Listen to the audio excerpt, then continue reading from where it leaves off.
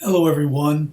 With this demonstration I'm going to show you how to use the linking and navigation features of PowerPoint to set up a presentation using questioning techniques. So as you can see, we have a PowerPoint presentation called up that is completed. So the first slide simply has the title of the training, and then there's a navigation button. So let's look at the navigation button first. This should actually be a review. So I'm going to go and hold down the control key, click my mouse or left mouse button if you're on the Mac or the PC, and then I'm going to click hyperlink and then edit hyperlink to show you how the button is linked in that slide. Well, it simply goes to the next slide. And the way that you do that is simply click locate and go to next slide. There's all kinds of ways that you can set up your navigation, from first slide, last slide, next slide, previous slide, and even to particular slides in the program. But we're just going to keep next slide here. So in slideshow view mode, presentation mode, you will simply click the button to advance to the next slide. I'm going to go to the animations to show you how I'm using the appear animation. So what happens is you go to the content and the title slide appears. Slide 2 contains your learning content, and a picture appears that supports your message.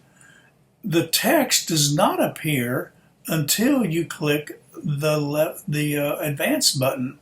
When you do that, then the appear animation brings in the text. So it gives you a chance to look at the picture and then read the text, and then you click the advance button. But there's also a previous button, so let's look at that navigation real quick. There again, control mouse button, hyperlink, edit hyperlink, and it simply goes to the previous slide, which is what the directional arrow is. So they're all going to be set up that same way. So after you view the picture, read the content, click the advance button, you'll then go to the next slide, which is simply a repeat. Now it's slide 3, contains more learning content. So there again, the first thing that you see is a picture. When you have looked at the picture, you will read the supporting text, and then you'll either click the previous or the next button. So when you finish reading it, you'll click the next button, and it actually goes to the first question slide. The prompt says this question pertains to slides 2 and 3. Well, just as in any multiple choice question, you'll have what's called distractors. In this case, there's 3 of them. So you'll type in 3 answers that are false, and then 1 answer, which is the correct answer. So the navigation comes with the buttons here.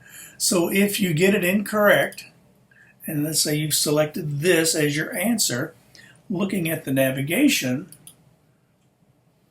hyperlink it to, and let's look at the hyperlink. It's going to go to slide 5.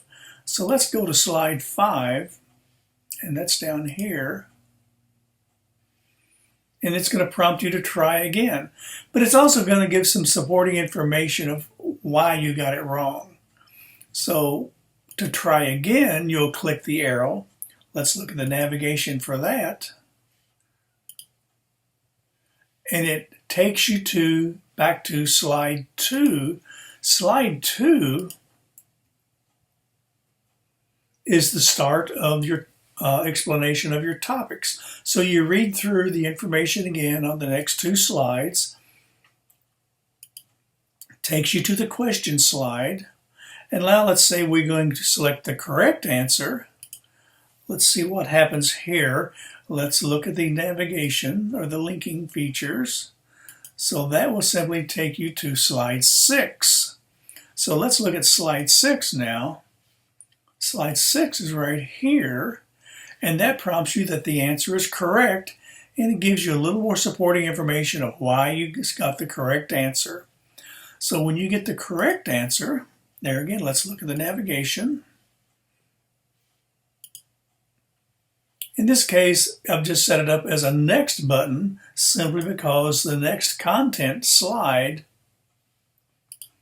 is slide 7. And it goes through the exact same procedure again of having a picture, click the next button, explanation, slide 8, view the picture, read the information, takes you to another slide, like the question slide, set up the exact same way. So if you make an incorrect answer, it will take you to, in this case, slide 10. Slide 10 is the try again slide. There again gives supporting information.